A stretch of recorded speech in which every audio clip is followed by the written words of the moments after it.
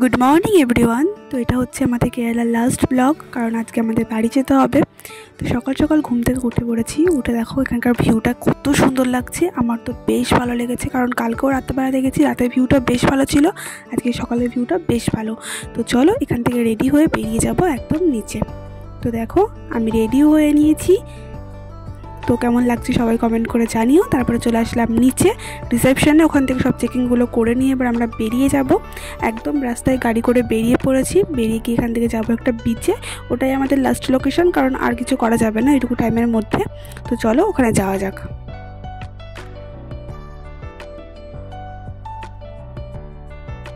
এই যে আমরা চলে এসেছি বিচের সামনে, একদম বিচের সামনে চলে এসেছি। তো চলো বিচের একটু ভিউ নিয়ে নিই, তারপর তোমাদের সাথে কথা বলছি।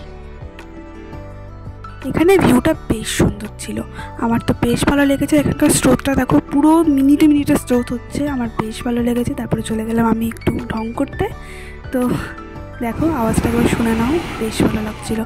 তো ওখানে আমরা বেশিক্ষণ থাকবো, কারণ ওখান থেকে বেরিয়ে আসতে হয়েছিল। তারপরে চলে যাবো একদম সোজা এয়ারপোর্টে। তো দেখতেই পাচ্ছ আমরা এয়ারপোর্টে চলে এসেছি। এবার আমাদের প্লেনে ওঠার সময় হয়ে গেছে, বাড়ি যেতে হবে। আর ভালোও লাগছে না, অনেক দিন বাড়ির বাইরে আছি। তো চলো বাড়ি যাই। তো দেখো প্লেন থেকেও ভিউটা বেশ ভালো লাগছে, আর মনে হচ্ছে মেঘগুলো এত সুন্দর, পুরো তুলো তুলো মনে হচ্ছে। আমার তো বেশ ভালো লাগছিল। তো চলো বাড়ি যাওয়া যাক, আর কি, আর বেশি কথা বাড়াবো না।